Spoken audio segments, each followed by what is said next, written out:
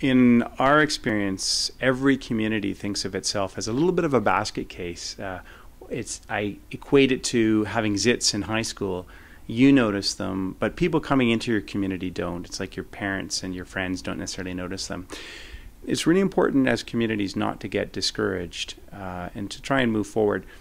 Remember, there's no silver bullet. A lot of communities are looking for a solution that may have worked in another community. There's no one solution. There's a number of different solutions.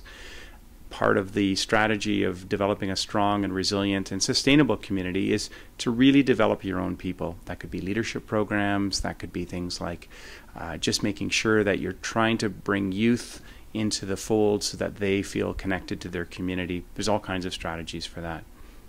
Another thing to keep in mind is that the best solutions come from within the community. Although sometimes you may need to bring in some expertise, most of the times the ideas and the entrepreneurial energy and the real ability to move forward should come from with your own citizens.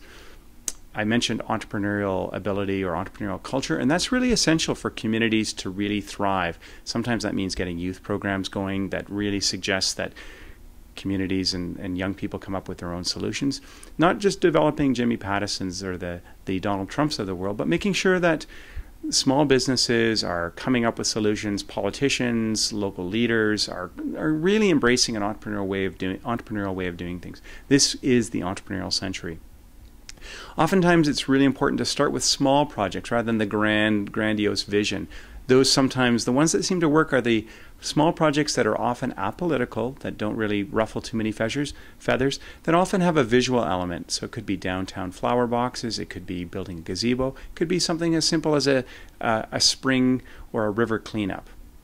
Another thing to keep in mind is that you should know what your assets are in your community, and you should be able to harness them.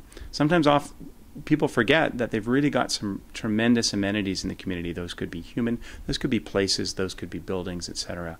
It's important to take stock of those and to harness those. It's really important to know your readiness before you start as well. There are a number of tools where you can actually assess how ready you are to start. We've got a video on this, Are You Ready?, that you might want to look at. We've also got the Communities Matrix, which has been used in a number of different countries, that helps you to determine what stage of readiness and the appropriate intervention or tool you might consider using. It's also important to know where you stand before you start as well. There are a whole bunch of different ways of doing that. We've got tools called the Community Vitality Initiative or the Business Vitality Initiative or even Community Checkup that really help you assess where you are. We've got free online versions, the mini versions of them as well that you can take a look at. And also, once you get started, it's important to constantly renew, to revise your expectations as you move along, and to continually evaluate. Starting a community project is often just the start of a real solid community development process. It's often important to continually to look at what success would look at. It's a dynamic environment, and oftentimes you've got a moving target. Sometimes you can continue to reinvigorate volunteers, continue to reinvigorate the community by continuing to look for solutions as the context changes. These are some things that we might suggest. Look to the CL website for more resources.